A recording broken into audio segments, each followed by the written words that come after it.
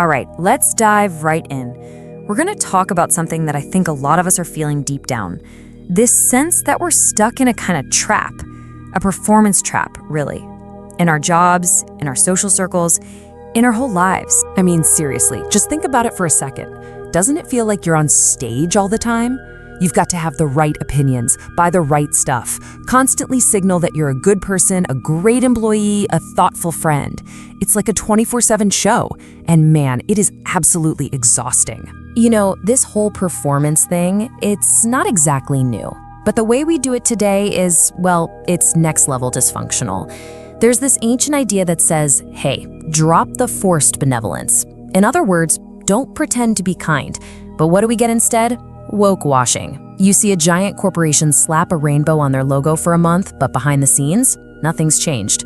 Or how about this one? Discard wisdom pretenses. Basically, stop pretending to be a genius. And what's our modern version?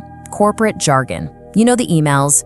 We need to synergize our core competencies to leverage disruption.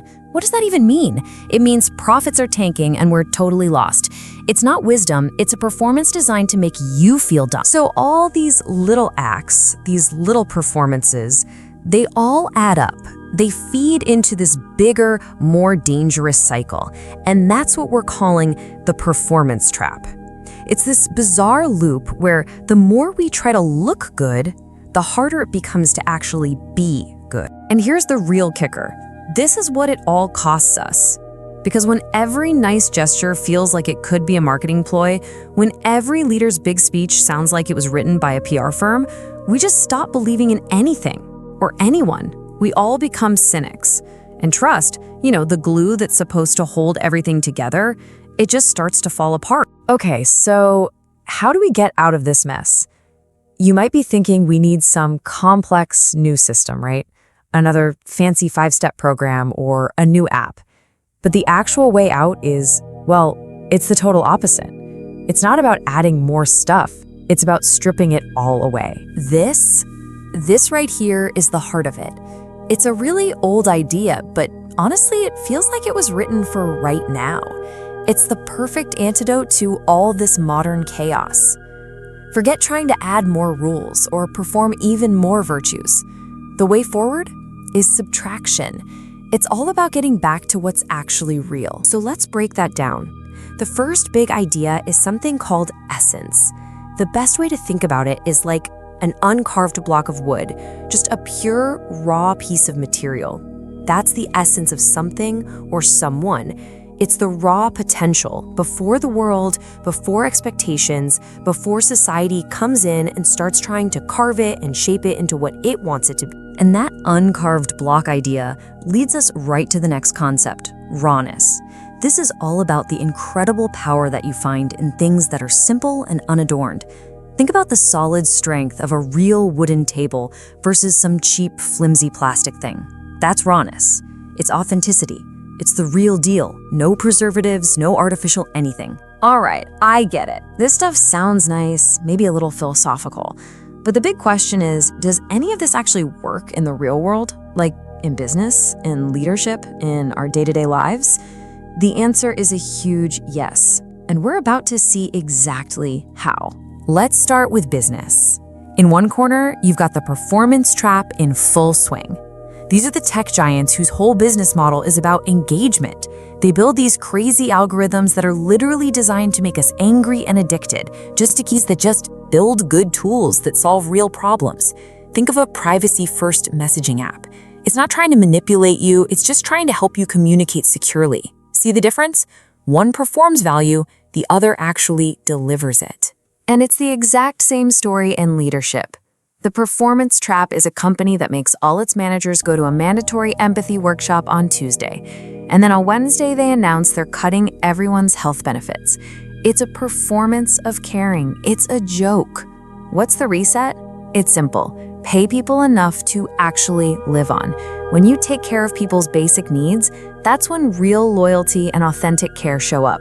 You don't need a workshop for that. Okay, let's bring it home to our own lives.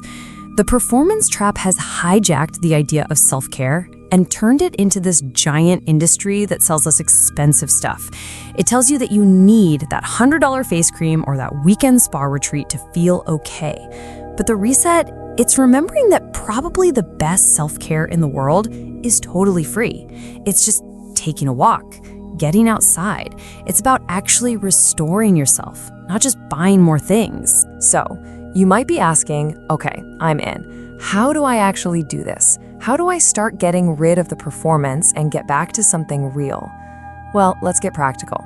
Here are 4 things you can literally start doing today. First, audit your so-called virtues.